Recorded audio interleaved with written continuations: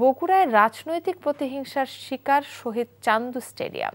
গত 17 বছরে আন্তর্জাতিক মানের এই স্টেডিয়াম ধ্বংসে কোনো কিছুতেই ছাড় দেয়নি বিগত স্বৈরাচার আওয়ামী লীগ সরকার। স্টেডিয়ামের সকল উপকরণ খুলে নেয়ার পাশাপাশি সেখানে যাতায়াতের প্রধান সড়ক বানিয়েছে ময়লার ভাগাড়। খানাখন্দকে ভরা সড়ক ও ময়লার দুর্গন্ধে অতিষ্ঠ বাসিন্দা ও পথচারীরা। পৌরসভার বছরের পর বছর ধর্ণা দিয়েও কোনো সুরাহা হয়নি, এতে ক্ষোভ প্রকাশ করেন বগুড়াবাসী। বগুড়া থেকে আতিকুর রহমান সোহাগের পাঠানো রিপোর্ট, ক্যামেরায় ছিলেন এমদাদুল হক। বিএনপি সরকার ক্ষমতায় আসার পর চেয়ারপারসন বেগম খালেদা জিয়ার কনিষ্ঠ পুত্র আরাফাত রহমান কোকর নিজস্ব তত্ত্বাবধানে 18,000 দর্শক ধারণ ক্ষমতা সম্পন্ন শহীদ চান্দু স্টেডিয়াম 2004 সালের 7 ফেব্রুয়ারি আনুষ্ঠানিকভাবে উদ্বোধন করা হয়। আন্তর্জাতিক স্টেডিয়ামের স্বীকৃতি পাওয়ার পর 5টি ওয়ানডে ও একটি টেস্ট ম্যাচ অনুষ্ঠিত হয় এখানে।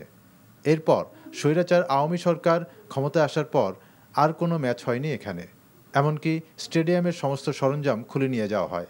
প্রথমে শুরুতে দেখছি আমরা ফ্লাড লাইট খুলে নেয়, এটা করে নেয়, ওটা নেয়, লাস্টে শেষ অবধি এই স্টেডিয়ামের মূল সড়ক এই ময়লা ভাগাড় পরিণত করা হয়। ইন্টারন্যাশনাল মানের খেলোয়াড় যারা আসবেন তারা কিভাবে এই রাস্তা দিয়ে আসবেন, এটা আসলে এখন আমাদের খুবই একটা চিন্তার বিষয়। স্টেডিয়ামের পাশেই রয়েছে কৃষি গবেষণা কেন্দ্র, যেখানে মাঠ পর্যায়ে গবেষণা করা হয়। কিন্তু সড়কের এই ময়লার ভাগাড়ের কারণে পরিবেশ দূষণ করছে ও গবেষণায় শতভাগ সফলতা আসছে না বলে অভিযোগ কর্মকর্তাদের। এখান থেকে যে দুর্গন্ধ এবং ময়লা পানি বের হয়, তাতে গবেষণা প্লটের মারাত্মক ক্ষতি হচ্ছে। গবেষণার কোনো কার্যক্রম করা যাচ্ছে না। এই সড়কের আশপাশে রয়েছে কয়েকটি শিক্ষা প্রতিষ্ঠানও। রাস্তার খানাখন্দে চলাচলের যেমন অসুবিধা হচ্ছে, তেমনি ময়লার গন্ধে ব্যাহত হচ্ছে শিক্ষার্থীদের পাঠদানও।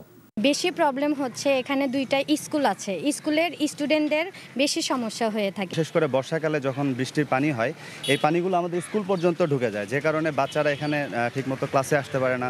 অনেক সময় দেখা যায় বাচ্চারা খুবভাবে অসুস্থ হয়ে থাকে।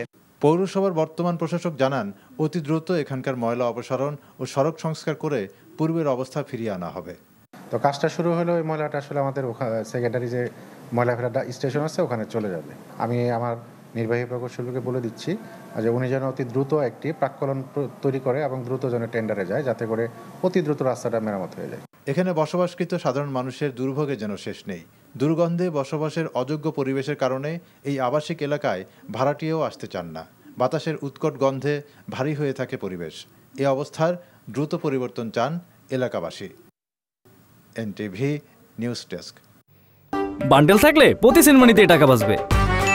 বিকাশ সেনমানি বান্ডেল কিনে জিতুন প্রতি লেনদেনে।